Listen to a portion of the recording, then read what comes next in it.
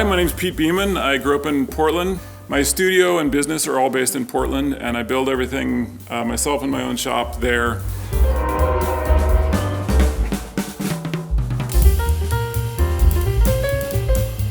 My father was an engineer, ports and waterways, and my mother was a lot of different things, but one of the things she was a woodworker and a furniture maker. I learned how to build stuff out of wood in the basement in middle school from her.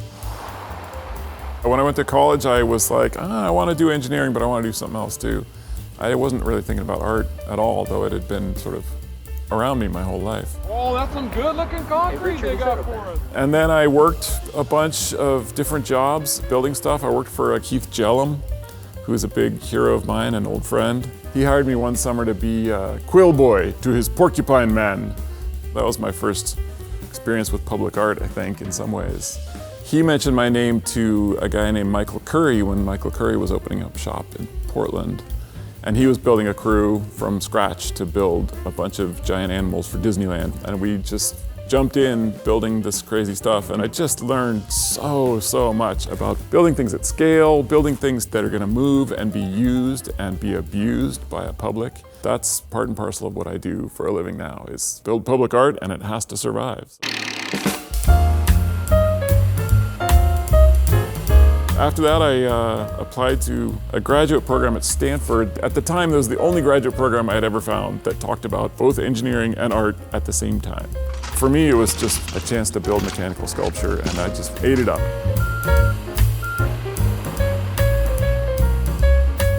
Pod, downtown across from Powell's Books in Portland, is the grown-up version of a piece I did at Stanford as a graduate student. And then within 2 years, I got the city of Portland to give me enough money, almost, to build that in public. When they were putting in the streetcar line that runs down through Northwest, they said, we want a project anywhere on the streetcar line. I was like, really? And there's that little traffic triangle across from Powell's, and I was like, that's so central and so public. For me, public art became important partly because of the pure joy and pure unexpectedness that I found when I stumble on something. Public spaces are key to a community. And I think that public art is a huge and key way to create those public spaces. Part of what I love about the Oregon coast is Dungeness crab, and you don't see them there very often, but octopus. And they're just so amazing and such an awesome creature. And I know they're up and down the Oregon coast. Every time we go to the ocean side, we go crabbing in Netart's Bay, cruising around the boat, picking up the pots and getting a bunch of little tiny rock crabs and maybe one good Dungeness. And those are really strong bond feelings for me about those specific animals. And those are animals that are of that place. I love to build at this scale, this like 20-foot tall thing that weighs a few tons. A big part of what I do is design problems for myself to solve. Like, I love to design a thing that I'm gonna have to figure out how to build. I get great satisfaction from that. A lot of times on public art, the interest of the client is pretty specific, and often it's not unlike it was with Lincoln City. They really wanted something that would represent them. Wouldn't it be cool if people are driving down the road and they look up and they see this thing that looks like it came from the planet Donuts and just landed there, and they're like, what the hell is that? Like, my favorite response from people is a what the hell is that with a smile.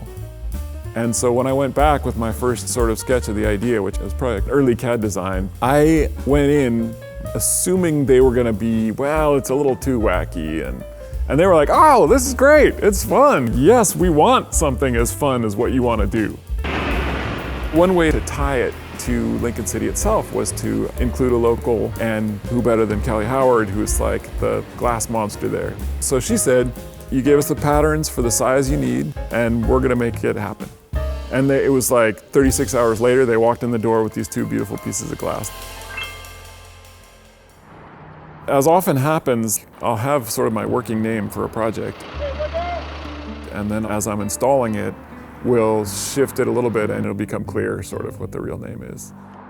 But my mom had died 2 months before, and I was very close with my mom. Support her my whole life, but also right there, getting her hands dirty and bloody cleaning up sculptures or moving things around as needed. So that was in my mind because it had happened a couple of months before.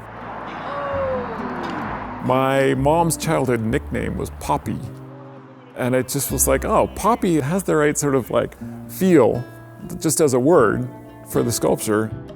It was the last sculpture of mine that my mom came and interacted with in the studio.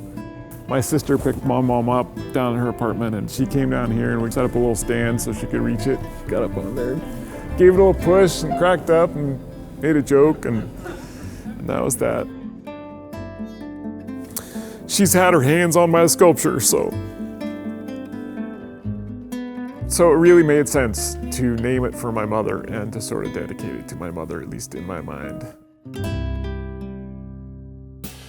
Did you get me confused with the sculpture for a minute there? The Lincoln City project is nothing but fun, and all the response is totally engaged, and everybody who stopped by was super positive and doing what I dream of, which is like, what the hell is it? I love it! You know, like it's nothing more than I asked for than that.